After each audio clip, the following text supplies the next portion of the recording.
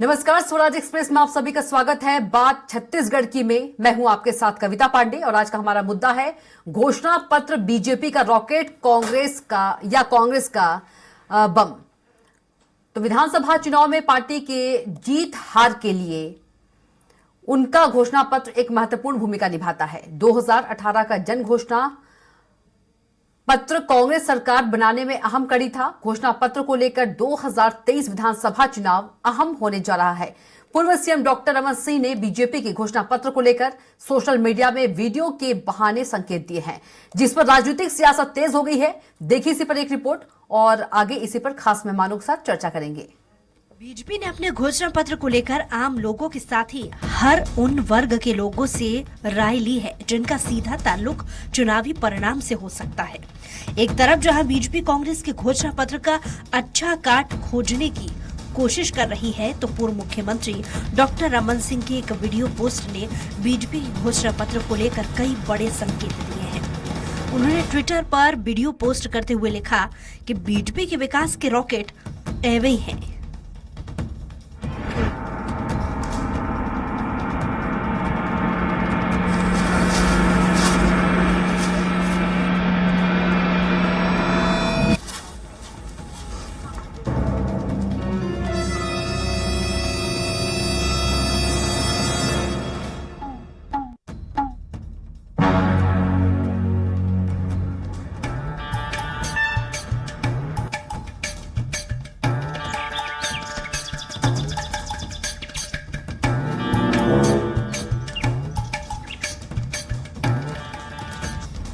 घोषणा पत्र जारी हो जाने से पहले कांग्रेस ने अब तक 4 घोषणाएं कर दी हैं, जिसमें 20 कुंटल धान की खरीदी, 17.5 लाख आवास, किसानों की कर्ज माफी और जातिगत जनगणना। इसके अलावा अब राहुल गांधी के द्वारा एक अन्य बड़ी घोषणा के बाद कांग्रेस सीएम डॉक्टर रमन सिंह के ट्विटर पर रॉकेट मुख्यमंत्री भूपेश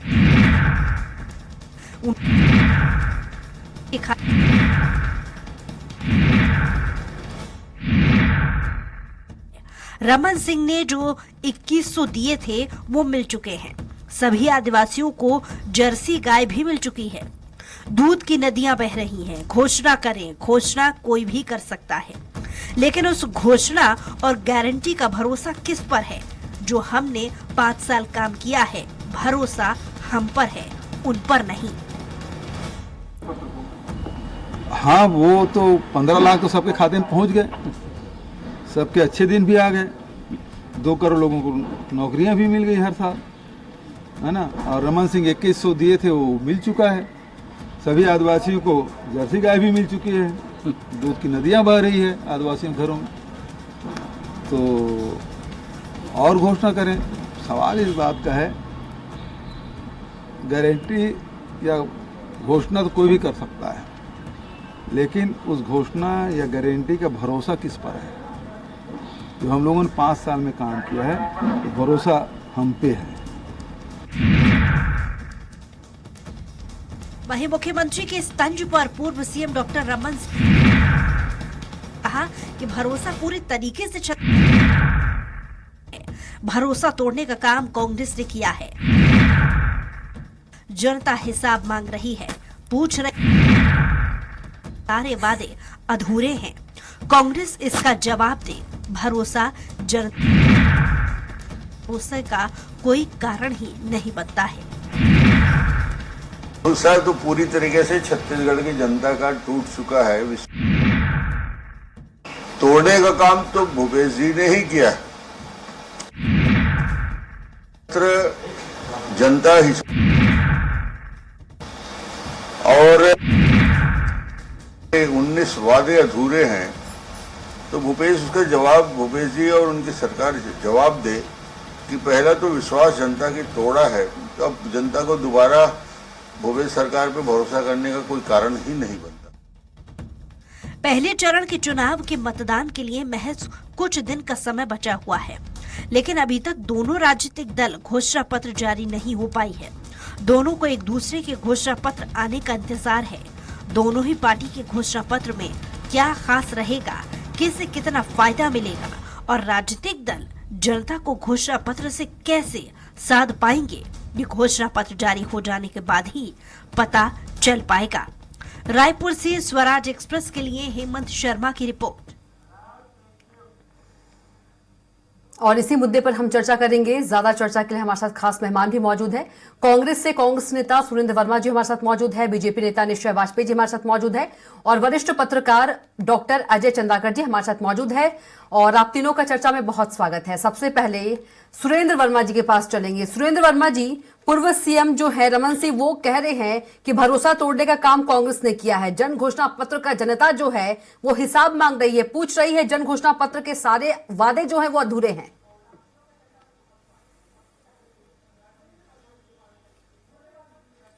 कविता जी, ये भूपेश बघेल सरकार की उपलब्धि है जो जन घोषणा पत्र पर बात हो रही है, वरना भारतीय जनता पार्टी तो तीन दिन बार यहाँ पर सरकार बनाए।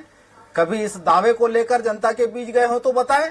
2 बार से केंद्र में मोदी जी की सरकार है, जिन्होंने किसानों की आय 2022 तक दुगनी करने का वादा था, 100 दिन में महंगाई कम करने का वादा था, हर खाते में 15-15 लाख देने की बात कही थी, हर साल 2 करोड़ रोजगार देने की बात कही थी। इनको अपने वादे नहीं याद आते, ये तो चुनाव के बाद जुमला घोषित कर देते हैं। तो ये भूपेश बघेल की सरकार है कविता जी, भरोसे की सरकार, जिसने ये कहा कि हमारी सरकार ने पिछले 5 साल में जो काम किए हैं उसके आधार पर हमको अवार्ड दीजिए। जिस तर्ज पर 2018 में किसानों की कर्ज माफी हुई थी, उस तर्ज पर फिर से हम कर्ज माफी करेंगे, इस बात पर आप वोट दीजिए।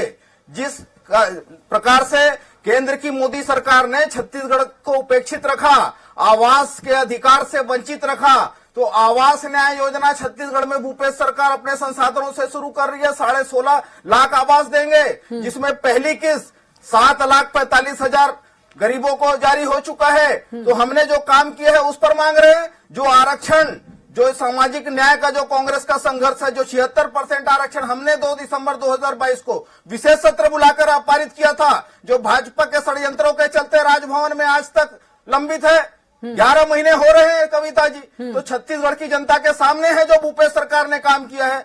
दूसरी तरफ ये 15 साल के रमन सिंह के कुशासन, वादा खिलाफी और भ्रष्टाचार को भी छत्तीसगढ़ की जनता ने भोगा है। प्रत्येक आदिवासी परिवार से एक सदस्य को सरकारी नौकरी देने की बात कही थी, कितने लोगों को दिया? बेरोजगारी भत्ता 2003 में इनका वादा था, 15 साल में कितना दिए बता दें? हर गांव में एक महिला एक पुरुष को ग्राम सभा प्रहरी बनाने का वादा था 2003 में रमन सिंह का। 15 साल सरकार में रहे, इनको याद नहीं आया। 10 लीटर दूध देने वाली जर्सी गाय हर आदिवासी परिवार को देने की बात कही थी, एक भी दिए होंगे 15 साल में? तो ये बता दें। तो ये नीति और नियत का अंतर है कविता जी। भूपेश बघेल की सरकार, कांग्रेस की सरकार अपने वादों पर जो अमल किए हैं, जो जनहित के योजना चला रहे हैं, 36 वादे थे, 53 योजनाएं चल रही है। वनोपज का संग्रहण जो है, 14 लाख वनोपज संग्राहक है, 6 के स्थान पर 67 वनोपज खरीदे जा रहे हैं। 3000 स्कूल जो रमन सिंह ने बंद किए थे वो भी हमने शुरू कराए। उसके अतिरिक्त 747 स्वामी आत्मानंद उत्कृष्ट स्कूल खोले। रमन राज में केवल 4 मेडिकल कॉलेज खुले थे 15 साल में। भूपेश सरकार में 4 नए सरकारी मेडिकल कॉलेज, 3 निजी मेडिकल कॉलेज और 4 की प्रक्रिया चल रही है। तो 11 मेडिकल कॉलेज 5 साल में किसी भी भाजपा शासित राज्य में बना हो तो बता दें। निश्चय तो जी। भूपेश सरकार ने जो काम किया है, कांग्रेस उसको लेके वोट मांग रही है। डंके के चोट पर कहते हैं कि वादे पर अपने 15 साल के घोषणा पत्र पर बात कर लीजिए, हम 5 निश्चय साल जी, का जवाब देने तैयार 5 हैं। साल के तमाम विकास कार्य सुरेंद्र वर्मा जी ने गिना दिए और जो वादे पूरे किए हैं वो गिना दिए। डंके के चोट पर वोट मांग रहे हैं और जो रमन सरकार के कार्यकाल में जो कार्य नहीं हुए उसकी याद दिला रहे हैं कि उस समय के वादों का क्या हुआ। वादे तो बीजेपी ने पूरे नहीं किए हैं।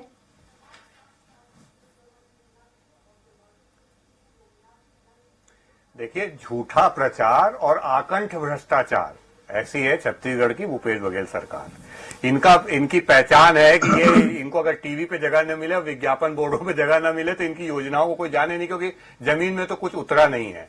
हमारे यहाँ आपने देखा होगा पिछले दिनों बच्चियां हैं, कुछ बच्चियां बस्ता लेकर के मुख्यमंत्री निवास के सामने गई कि हमारे स्कूल में मास्टर नहीं है, ये बस्ते भी आप ही रख लीजिए करके। ये स्थिति है हमारे यहाँ। हमारे यहाँ जितनी सड़कें वो गड्ढों में तब्दील हो गई हैं। सारे सरपंच जो हैं उन्होंने, पूरे छत्तीसगढ़ के सरपंचों ने धरना दिया कि 5 साल में हमारे गांव में एक भी विकास का कार्य नहीं हुआ है। छत्तीसगढ़ गांव का प्रदेश है। यहाँ हमारे छत्तीसगढ़ में इतना ये किसान की बात करते हैं 2-3 इनको जवाब देना चाहिए कि भैया एक बात बताओ यार, आप लोग 2018 में आप बोलते हो, दावा करते हो कर्जा माफी कर दिए, उसके बाद भूपेश बघेल लगातार बोलते रहे हमने किसानों की जेब में इतना पैसा भर दिया, हमने किसान को माला माल कर दिया, वो कर्जदार कैसे हो गया, कर्जा माफी की बात कहां से आ गई, है ना। सच्चाई ये है कि उस किसान का इन्होंने रकबा काटा, उस किसान के साथ इन्होंने कालाबाजारी करी, खाद की और बारदाने की, उस किसान को इन्होंने धुर्रा माटी जो होता है ना, मट्टी मिला गोबर, उसको वर्मी कंपोस्ट के नाम पे बेचा, दिया कि नहीं दिया, पैसा उसका जरूर काटा। उसकी फसल को 3 साल तक तो इन्होंने जो है ना, 5 साल में से 3 साल तो इन्होंने इतना लेट खरीदा, दिसंबर से खरीदी चालू करके कि उसका फसल का जो वजन सूख गया, उसका भी नुकसान किसान को हुआ। और उसके बाद उसका जो प्रधानमंत्री आवास आया था, जो ये बात कर रहे हैं ना इतनी बड़ी बड़ी, अगर इनको ये ईमानदार होते तो पहले साल से प्रधानमंत्री आवास स्वीकृत होना शुरू हुआ भूपेश बघेल की सरकार में, और 12 लाख 13 लाख मकान जो है स्वीकृत करके भेजा केंद्र ने। इन्होंने यहां से राज्यांश नहीं दिया, इसलिए उनके मकान नहीं बन पाए, पूरे वापस कर दिए मकान। केवल दुर्भावना से गरीब का मकान कैसे बने। और अब ये उसके बाद जब भारतीय जनता पार्टी और सारे ऐसे प्रधानमंत्री आवास के हितग्राहियों ने जब यहाँ पे आंदोलन किया और आक्रोश व्यक्त किया, तो इन्होंने हंसी उड़ाई। ये झूठे आंकड़े हैं, कहां से 17 लाख मकान हो गए, कहां से 17.5 लाख मकान हो गए, ये तो सब फर्जी बातें, ऐसा बोलकर भूपेश बघेल जी बयान देते थे। और अभी ये घोषणा की हम 17.5 लाख मकान बनाएंगे, मतलब इन्होंने स्वीकार कर लिया कि 17.5 लाख मकान को रोकने का काम इन्होंने किया था। ठीक है, इन्होंने ये अगर मान लीजिए किसानों का मानते कि इनको 20 कुंटल धान लेना और ईमानदार होते, तो ये पहले साल से कर सकते थे। लेकिन इन्होंने आखिरी में आया कि ये दिखाना चाहते किसानों को किसी भी तरीके से जिनकी इतनी नाराजगी है उसको दूर करने के लिए कुछ ये ऐसे लुभावने ऑफर देना चाहते हैं ताकि इनको वोट मिल जाए, लेकिन मिल नहीं रहा है। माताओं बहनों से इन्होंने सारे प्रकार की वादा खिलाफी की, कर्मचारियों से सारे प्रकार की वादा खिलाफी की, सबके सब आंदोलनरत ठीक है। सुरेंद्र जी आएंगे आपके पास, उससे पहले चलेंगे किया ही नहीं है, ये सच्चाई जी। डॉक्टर अजय चंद्राकर जी के पास। अजय चंद्राकर जी, घोषणा पत्र जारी होने से पहले कांग्रेस ने 4 जो है घोषणाएं कर दी है, जिसमें कि 20 क्विंटल धान की खरीदी की बात कर ले, 17.5 लाख आवास की बात कर ले, किसानों की कर्ज माफी की बात कर ले और जातिगत जनगणना की बात कर ले। तो किसान कर्ज माफी जो है अहम सवाल है, क्योंकि ये फिर से कर्ज माफी की बात कांग्रेस सरकार ने की है। तो ये किसान हित के लिए है या चुनाव हित के लिए, किस तरह से देखेंगे इसको, किसानों की कर्ज माफी? देखिए कविता जी, जो आगामी विधानसभा चुनाव के लिए दोनों पार्टियां किस तरह से घोषणा पत्र जनता के सामने रखती हैं, काफी इनकी प्रतीक्षा की जा रही है। लेकिन आपके प्रश्न के कांग्रेस की, तो इसमें निश्चित रूप से 15 क्विंटल धान तो खरीदा गया औसत में। दूसरी बात है, अब उसको 20 क्विंटल की बात कही गई है, ऋण माफी की बात है, वो भी ये शब्द प्रयोग किए हैं मुख्यमंत्री जी कि पिछले समय जिस तरह से ऋण माफी हुई थी उसी पैटर्न पर होगा। जाति जनगणना की भी बात है। तो मूल बात यह है, अब घोषणा या वादा करना और उसका इम्प्लीमेंट होना, और ये जनता जानती है कि कितना इम्प्लीमेंट हुआ है। और निश्चित रूप से छत्तीसगढ़ शासन का बजट बतला रहा है। बजट में जिस तरह से ऋण माफी या फिर राजीव गांधी किसान न्याय योजना के अंतर्गत जो राशि उसका प्रावधान किया गया, सीएजी का भी उसमें रिपोर्ट है, अप्रूवल है। तो ये घोषणाएं तो पूरी हुई, लेकिन जिस तरह से वाजपेयी जी कह रहे थे और जिसके लिए कांग्रेस ने पत्र में रंग दी, कमेटी बनाने के बाद लेकिन नाउ ऐसे अब जनता के सामने लोकतंत्र के यज्ञ में अब इनको जाना है। तो यहां बात आती है कितना क्रियान्वयन होता है, उसी आधार पर विश्वसनीयता बनती कविता जी। और राजनीति तो रहेगा, क्यों नहीं, बिल्कुल रहेगा। सभी राजनीतिक दल जो घोषणा करेंगे इंप्लीमेंट करते हैं, और इंप्लीमेंट करने के बाद निश्चित रूप से उसमें अपने पार्टी के हितों के लिए वो बात रखते हैं। तभी तो अलग अलग राजनीतिक दल अपनी अपनी घोषणा पत्र को रखते हैं कविता जी। ठीक है। सुरेंद्र वर्मा जी, पूर्व मुख्यमंत्री डॉक्टर रमन सिंह ने ट्वीट में वीडियो पोस्ट करते हुए लिखा है, भाजपा के विकास के रॉकेट अवैया है। किस तरह से देख रहे हैं इसको आप? कविता जी, भाजपा का रॉकेट जो है वो हवाई है, ये धरातल में कहीं भी नहीं है भाजपा। और देखिए, हमने तो बाकायदा पत्रकार वार्ता लेके कांग्रेस की सरकार ने, भूपेश बघेल की सरकार ने जो 95% से अधिक वादे अपने 4.5 साल में किए थे, जब 4.5 साल हुआ था तो हमने जनता के बीच में रखे।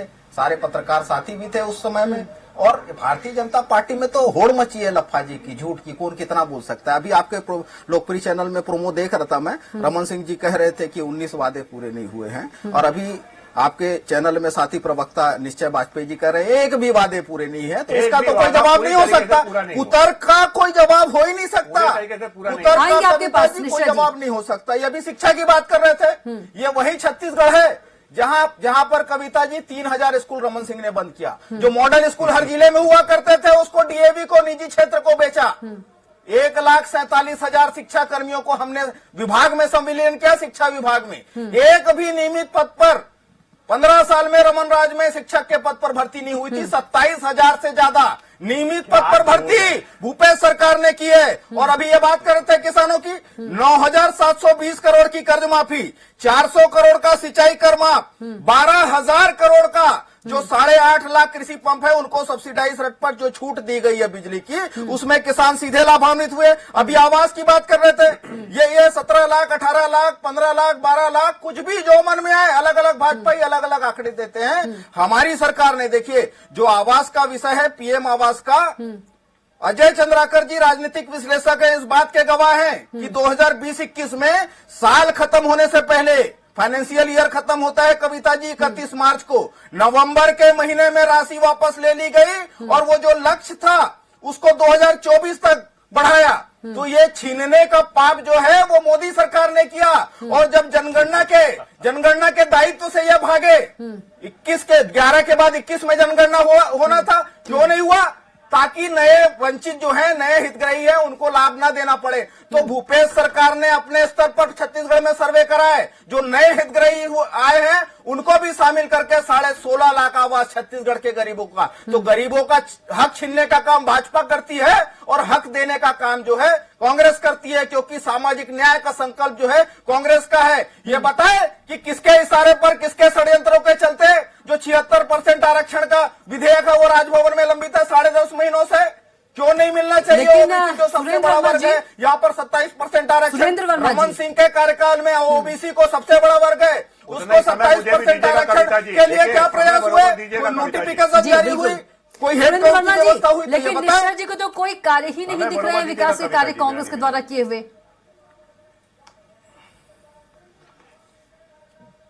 ये भाजपाई चश्मा, संघी चश्मा उतारे तो इनको विकास दिखे। इनके विकास में कमीशन खोरी थी, घटिया स्काई वॉक, घटिया एक्सप्रेस वे, जो इनके कमीशन खोरी का स्मारक है, जिसको उद्घाटन से पहले तोड़ के बनाना पड़ा। कैपिटल कॉम्प्लेक्स में ये लागत बताए 11,000 रुपया पर फुट, जो खलीफा का है। तो ये रायपुर के आरडीए और एनआरडीए दोनों के साथ तो खाते सीज किए, तो इनके भ्रष्टाचार का स्मारक भी जनता ने देखा है। निश्चय जी, सुरेंद्र वर्मा जी कह रहे हैं कि भाजपाई वाली जो चश्मा लगाया है, मैंने जो कहा, मैं अपनी बात पे अभी भी अडिग हूँ। जी, चश्मा उतार के देखिए, फिर कांग्रेस के विकास कार्य दिखेंगे। इनकी बात मैं आपको बता रहा हूँ, मैं अभी भी इस बात को आपको बता रहा हूँ, एक भी वादा इन्होंने पूरा नहीं किया है। वो जो मैं बोल रहा हूँ उसका मैं आपको खुलासा करता हूँ। रमन सिंह जी झूठ बोल रहे हैं, लेकिन निश्चय जी, सुरेंद्र वर्मा जी झूठ बोल रहे हैं, क्या झूठ बोल रहे हैं? रुक जाइए, निश्चय जी, रमन सिंह झूठ बोल रहे हैं क्या? सुरेंद्र जी, मेरा एक निवेदन है, कविता जी, निश्चय जी, ये भी बोलना गलत होगा, निश्चय जी, ये भी बोलना गलत होगा कि भूपेश सरकार ने एक भी वादे नहीं किए हैं, पूरे नहीं किए, ये भी बोलना गलत होगा। जी, आप बोलिए, कंटिन्यू निश्चय जी। मैं आपसे जो बोल रहा हूँ मुझे बोलने तो दीजिए, पहले पूरी बात सुन तो लीजिए आप। सुरेंद्र जी प्लीज इंटरप्ट मत कीजिएगा, आपके बारे में इंटरप्ट नहीं किया जी। एक भी वादे को पूरी तरीके से पूरा नहीं किया है। ठीक है, आगे बोलिए। किसी भी वादे को पूरी तरीके से पूरा नहीं किया। इससे आशा यह है, जैसे इन्होंने ऋण माफी की बात की थी, तो इन्होंने ये नहीं कहा था कि हम आपके राष्ट्रीयकृत बैंकों का कर्जा माफ नहीं करेंगे, किसान का समस्त कर्जा माफ करेंगे, इन्होंने बोला था। इन्होंने किसान का कर्जा माफ नहीं किया। ये बोलते हैं हमने कर्जा माफी की, ये बोलते हैं हमने 2500 रुपए धान की कीमत दी, 1750 रुपए उस समय समर्थन का मूल्य था जो केंद्र सरकार देती थी। कविता जी समझ दीजिएगा, ये झूठ और लफ्फाजी का जवाब है। 1 रुपया नहीं देती केंद्र की सरकार धान खरीदने के लिए, 1 रुपया नहीं देती। सुरेंद्र जी, आपके बारे में सुरेंद्र जी सुन लीजिए, कविता जी, मुझे बोलिए निश्चय जी। मोदी जी ने अगले साल किसानों का पैसा बढ़ा करके 1815 किया।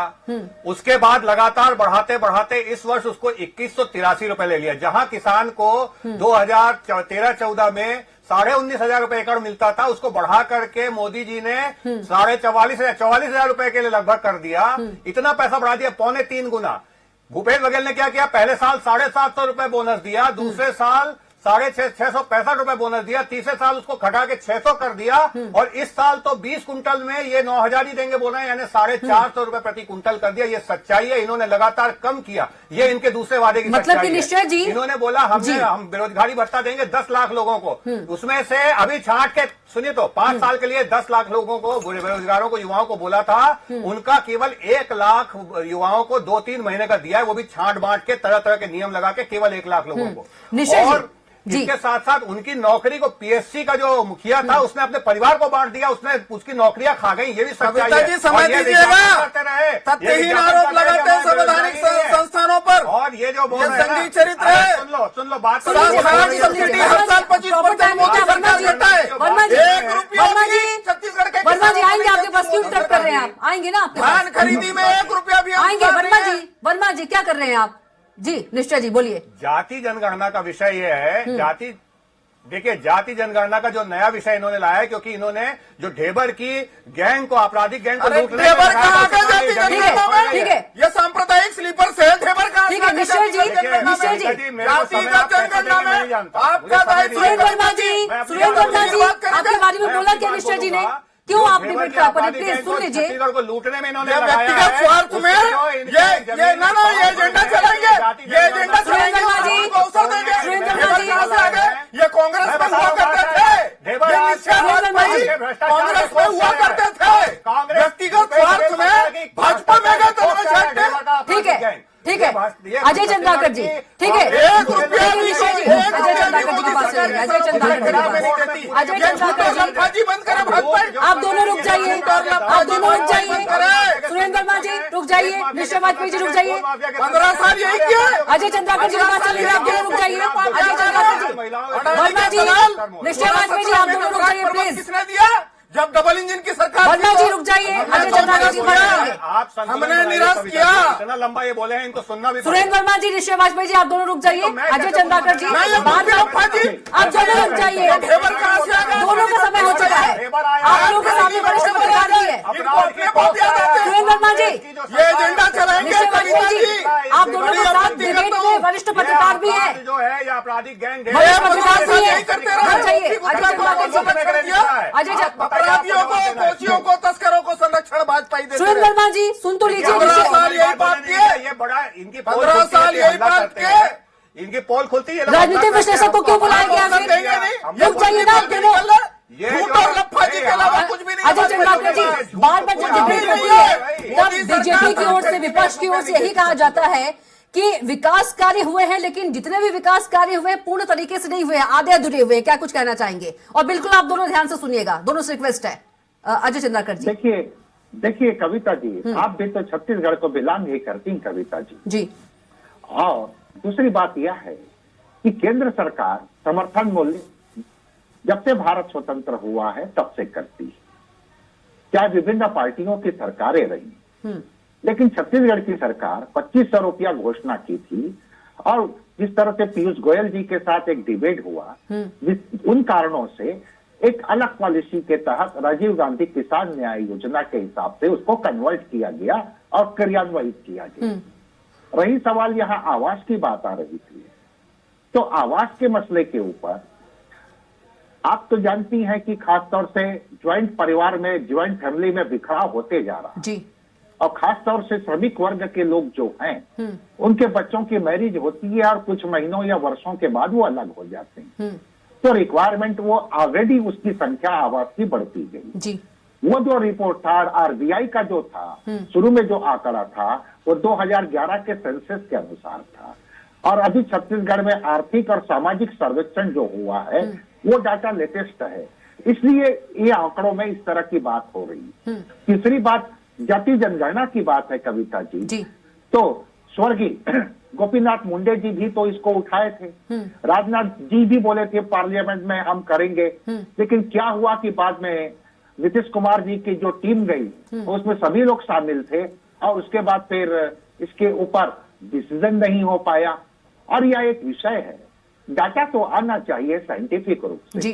तभी तो अभी से ये क्यों मान लिया जाए कि ओबीसी वर्ग की महिलाओं को या फिर ओबीसी वर्ग के लिए अलग सीट रिजर्व करना पड़ेगा, वो ये काल उत्तरित प्रश्न है। ये प्रक्रिया में बात की बात है, ठीक है। लेकिन अभी जीवन से सरोकार विषय है जिसके लिए संघर्ष किया जाता है, उसके लिए तो डाटा आनी ही चाहिए। ठीक है। अब मूल बात यह है कविता जी, जो महत्वपूर्ण है, अभी तक क्या हुआ वो अलग बात है। कविता जी, अब हमको जो गर्व है घोषणा कि पत्र हमारे है जो प्रधानमंत्री यह हैं, वो महत्वपूर्ण OBC है वर्ग से आते और हैं, इसके राष्ट्र ऊपर का ओबीसी का हक मारने में कोई अवसर नहीं चुनता। क्या करें आप दोनों, सुरेंद्र वर्मा जी, निश्चय वाजपेयी जी, मैंने आप दोनों का नाम लिया अभी, मैंने आप दोनों का नाम लिया, निश्चय जी, सुरेंद्र वर्मा जी, अजय चंद्राकर जी बोल रहे हैं ना, मैंने आपका नाम लिया, निश्चय जी, सुरेंद्र वर्मा जी, मैंने आप दोनों का नाम लिया, पहले आप लोग ये बताइए, अजय चंद्राकर जी बोल रहे हैं ना, केंद्र की मोदी सरकार ने क्या करें आप लोग?